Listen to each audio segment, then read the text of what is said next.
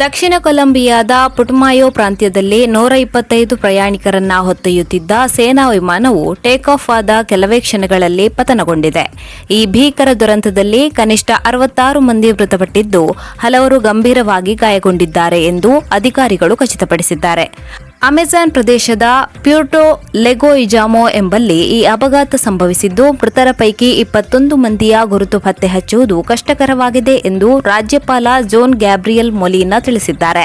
ರಕ್ಷಣಾ ಸಚಿವ ಪೆಡ್ರೋ ಸಾಂಚೆಜ್ ಮಾಹಿತಿ ನೀಡಿರುವಂತೆ ಲಾಕ್ಹೀಡ್ ಮಾರ್ಟಿನ್ ನಿರ್ಮಿತ ಹೆರ್ಕ್ಯುಲಿಸ್ C-130 ವಿಮಾನವು ರನ್ವೇಯಿಂದ ಕೇವಲ 1.5 ಕಿಲೋಮೀಟರ್ ದೂರದಲ್ಲಿ ನೆಲಕ್ಕೆ ಅಪ್ಪಳಿಸಿದೆ. ವಿಮಾನದಲ್ಲಿದ್ದ ಸ್ಫೋಟಕ ವಸ್ತುಗಳು ಬೆಂಕಿಯ ಕೆನ್ನಾಲಿಗೆಗೆ ಸಿಲುಕಿ ಸ್ಫೋಟಗೊಂಡಿದ್ದರಿಂದ ಸಾವಿನ ಪ್ರಮಾಣ ಹೆಚ್ಚಾಗಿದೆ. ಪ್ರಾಥಮಿಕ ತನಿಖೆಯ ಪ್ರಕಾರ ಈ ಘಟನೆಯಲ್ಲಿ ಯಾವುದೇ ಭಯೋತ್ಪಾದಕ ಅಥವಾ ಅಕ್ರಮ ಗುಂಪುಗಳ ಕೈವಾಡವಿರುವ ಬಗ್ಗೆ ಯಾವುದೇ ಪುರಾವೆಗಳು ಲಭ್ಯವಾಗಿಲ್ಲ.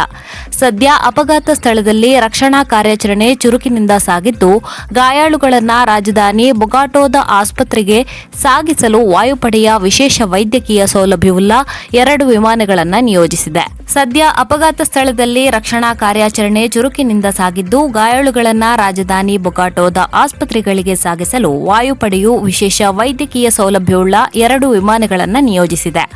ವಾಯುಪಡೆಯ ಕಮಾಂಡರ್ ಕಾರ್ಲೋಸ್ ಫೆರ್ನಾಂಡೋ ಸಿಲ್ವಾ ಅವರು ಪರಿಸ್ಥಿತಿಯನ್ನ ಮೇಲ್ವಿಚಾರಣೆ ಮಾಡುತ್ತಿದ್ದು, ಗಾಯಾಳುಗಳಿಗೆ ತುರ್ತು ಚಿಕಿತ್ಸೆ ನೀಡಲು ಕ್ರಮ ಕೈಗೊಳ್ಳಲಾಗಿದೆ. ಈ ಘಟನೆಯು ಕೊಲಂಬಿಯಾ ಸೇನೆಯಲ್ಲಿ ತೀವ್ರ ಶೋಕವನ್ನು ತಂದಿದೆ.